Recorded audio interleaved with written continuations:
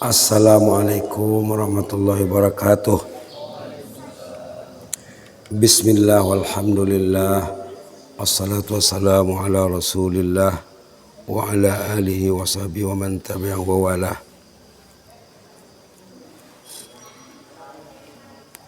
Rabbi shrah li sadri wa yassir li amri wahlul 'uqdatam min lisani yafqahu qawli. Subhanaka la ilma lana illa ma 'allamtana innaka antal alimul hakim. Alhamdulillah, jemaah yang dirahmati Allah sekalian. Kita lanjutkan kisah alam kubur. Diambil daripada kisah salihin. Macam mana orang saleh dalam kubur. Sumbernya dari kitab Mukhtasar Minhajul Qasidin. Seorang ulama meninggal dunia. Ini cerita ulama ya. Seorang ulama meninggal dunia, lalu ada orang yang masih hidup berjumpa dalam mimpi. Ini banyak ditulis ulama ya. Jarang kita dengar kisah ulama dalam kubur, di alam barzakh. Orang hidup berjumpa dengan orang saleh dalam mimpi. Dan di antara mereka ada komunikasi soal jawab. Kata yang masih hidup namanya Abdullah As-San'ani. San'ani itu daripada San'a, Yaman. Orang San'a ataupun nisbah kepada San'a. Dia bertanya kepada Tuan Guru tersohor, terkenal. Apa dia bilang? Ma fa'alallahu bik. Kalau makna senangnya, apa kabar di alam barzah sana Tuan Guru, katanya. Jawab Tuan Guru ini namanya Yazid bin Harun Al-Wasiti. Yazid bin Harun. Tidak ada anak-anak nama Yazid sekarang ya. Tidak ada. Kalau ada anak nanti cucu kasihlah namanya Yazid. Nama orang saleh. Lalu dijawab oleh Al-Wasiti, Yazid maksudnya. Bila ditanya apa kabar dalam kubur Tuan Guru, jawabnya taqabbal minni al-hasanat wa tajawaz anni sayiat. Alhamdulillah, semua amal saleh saya diterima Allah. Tidak ada yang ditolak. Dan semua dosa saya diampunkan. Subhanallah. Amal saleh semuanya diterima Allah, katanya. Dosa semua diampunkan. Kita belum tentu sholat kita diterima. Belum tentu siam puasa kita diterima. Belum tentu dosa kita sudah diampun. Maka kita selalu datang ke masjid untuk pengampunan dosa, insya Allah. Lalu ditanya lagi,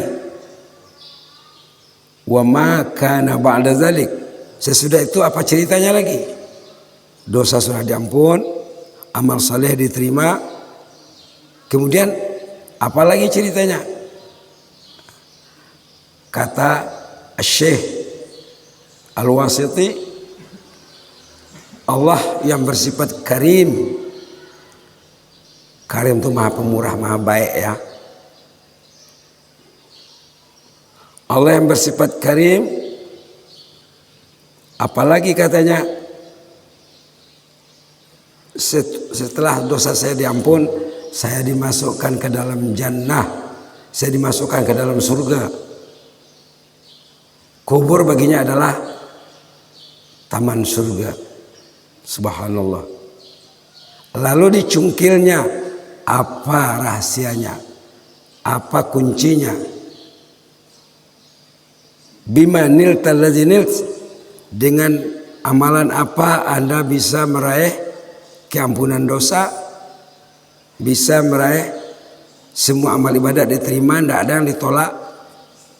Kemudian Anda dimasukkan ke dalam jannah. Apa rahasianya? Apa kuncinya? Nah, ini penting nih untuk kita masih hidup. Pertama, majelis zikir, suka berzikir, suka bertausiah, bertazkirah. Ini majelis zikir namanya. Yang kedua, bila bercakap yang benar, qaulul haq, cakapnya benar semuanya, tidak ada main-main yang tak benar. Kemudian wasidqi fil hadis, tutur katanya semua betul, tidak ada yang tak betul. Dah 3 ya, zikir, majelis zikir, berkata yang benar. Wa tuli qiyami fis salah, kalau saya salat katanya biasanya saya baca ayat mungkin sejuz, mungkin 2 juz, lama berdirinya, itu dinilai ya. Lantas berikutnya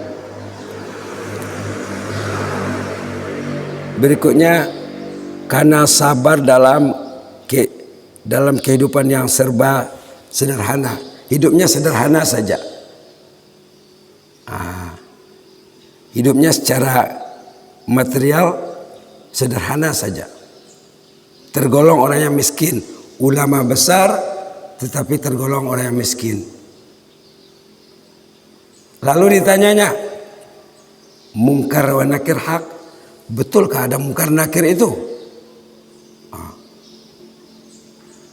Dijawab oleh tuan guru, "I wallahi," benar ada katanya, demi Allah betul ada mungkar nakir. Laqad aq'adani wa sa'alani, mungkar nakir menyuruh saya duduk. Saya berbaring di liang lahat, disuruhnya saya duduk. Yang duduk itu bukan badannya ya. Kalau badan duduk macam mana? Duduk dalam liang lahat. Lalu mereka menanya saya, "Mar rabbuk wa ma dinuk wa man nabiyyuk?" Tuhanmu siapa? Agamamu agama apa? Siapa nabimu? Ditanya tuan guru tentang mar rabbuk. Lalu tuan guru menjawab macam mana? Misli yus'al, saya ini mau ditanya lagi siapa Tuhan saya, katanya. Perlukah lagi ditanya saya ini siapa Tuhan saya? Dibilang, saya Yazid bin Harun al-Wasiti, 60 tahun berceramah di dunia menyampaikan ilmu, mau ditanya lagi siapa Tuhan saya? Subhanallah, subhanallah. Lalu yang datang itu kan 2, mungkar dan nakir. Kata salah seorang di antara keduanya, katanya, "Sadaqa huwa Yazid bin Harun." Betul tuan guru ini tuan guru Yazid bin Harun. Nam naumatal arus, tidurlah seperti tidur pengantin. Fala raw'ata 'alaika ba'dal yawm, bapak tidak akan dikacau lagi, tidak akan diganggu lagi, tidak akan didatangi lagi, tidur sajalah. Subhanallah, subhanallah. Yang pentingnya tadi ya, kunci kejayaan keberhasilan tuan guru pertama tadi majelis zikir, berzikir, bertazkirah, membicarakan ilmu, bertadarus juga masuk majelis zikir ya. Alhamdulillah di masjid ini jemaahnya tidak pernah jemu bertadarus ya. Alhamdulillah, itu termasuk satu di antaranya. Yang kedua, wa qaulil haq, memperkatakan yang baik. Asal ada ruang ingin ngomong tentang agama, dia merebutnya terus, tidak dibiarkan berlalu sedemikian rupa. Kemudian tutur katanya baik, tidak ada yang tak baik, semuanya bernilai, ada hikmah. Kemudian salat, rajin salat malam, dan kalau beliau salat bukannya umpamanya setengah juz dibacanya, mungkin 2 juz 3 juz satu malam. Subhanallah, Terakhir sekali, sabar atas hidup serba kekurangan. Yang jelasnya Allah bersamanya. Bila orang itu bersama Allah, Allah bersamanya. Orang itu kaya. Bila Allah tidak ada di hatinya, walaupun dia memiliki segala-galanya, orang itu miskin. Kaya dan miskin orang itu diukur dari macam mana Allah dalam dirinya, macam mana Allah dalam kehidupannya. Ada kata-kata hikmah, ahli hikmah mengatakan, man wajadallah famaza faqad, wa man faqadallah famaza wajad. Siapa yang ada Allah di hatinya, apa dia yang tidak ada? Dia memiliki segala-galanya. Karena dia bersama Allah. Allah itu maha kaya. Dia akan merasa puas, walaupun dia hidupnya pas-pasan saja. Man wajadallah famaza faqad. Siapa yang ada Allah di hatinya, tidak ada yang tak ada pada dirinya. Subhanallah. Wa man faqadallah famaza wajad. Siapa yang kehilangan Allah, tidak ada Allah di hatinya, ke masjid tak pergi, azan tak dengar, la ilaha illallah, Quran tak dipegang. Ini Qurannya. Apa yang ada? Tidak ada, nothing. Tidak ada. Tidak ada. Rumah tinggal, kendaraan tinggal, kekayaan tinggal, suami istri akan berpisah, ayah ibu akan bercerai dengan anaknya. Yang ada nanti Allah bersamanya waktu hidup, menjelang mati, saat roh dicabut, dalam alam barzakh, di hari pembalasan, Allah bersamanya. Fazkuruni azkurkum, ayat 152 suratul Baqarah. Ingatlah aku selalu, kata Allah, aku pasti menjagamu. Ingin dijaga Allah, dekatlah diri kepada Allah, terutama pada bulan Ramadan.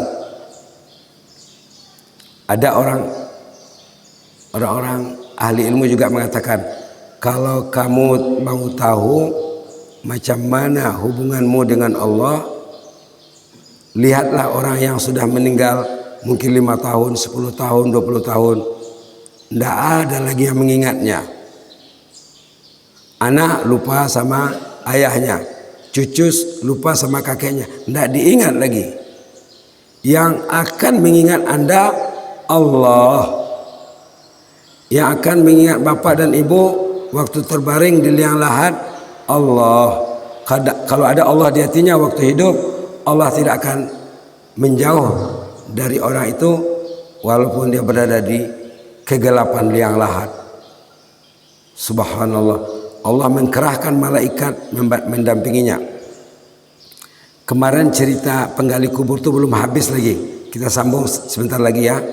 Kemarin cerita penggali kubur yang memasukkan 2 jenazah ke dalam liang lahat. Lalu terlihat olehnya kubur itu indah, besar dan luas, wangi. Dan kelihatan malaikat mengambil alih roh jenazah tadi. Orang lain tidak lihat. Ramai orang dalam kubur, bukan dalam kubur, di pekuburannya. Ramai orang menyaksikan pengkebumian, tapi tidak ada yang lihat. Dia saja yang lihat. Ditanyanya orang tua si mati ini, ibukah, ibunda anak-anak ini? Ya, itu anak saya. Apa rahasianya, katanya? Anak yang pertama meninggal waktu belajar. Bapak ini kalau meninggal, ibu kalau meninggal waktu tekun belajar, pasti mulia di sisi Allah. Kalau orang itu meninggal jauh dari ilmu, pasti susah. Yakinlah. Lalu penggali kubur tadi umurnya sudah hampir 50. Kemudian dia tinggalkan pekuburan, dia cari tuan guru. Di sana kalau nak mencari tuan guru pergi ke masjid. Di setiap masjid yang besar ada tuan guru, ada syekh, ada murabbi, ada mentor, ada mursyid. Dicarinya tuan guru, umur sudah hampir 50 tahun.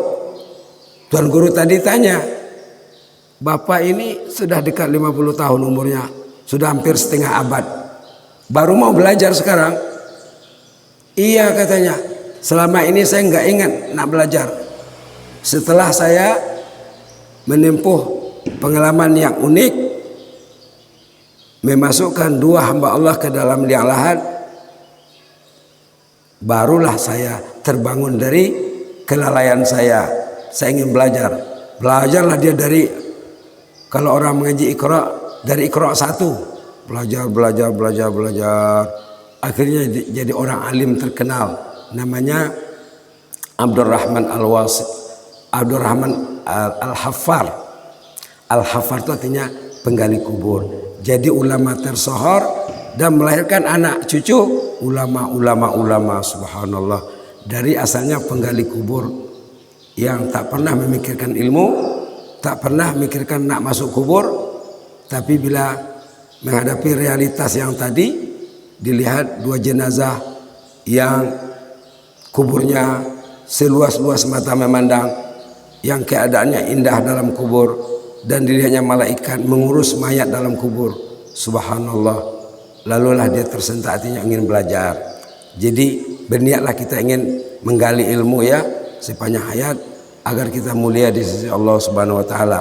Jadi nak membina alam barzah dengan ilmu, membina alam kubur dengan ilmu, nak menghiasi kehidupan ini dengan ilmu.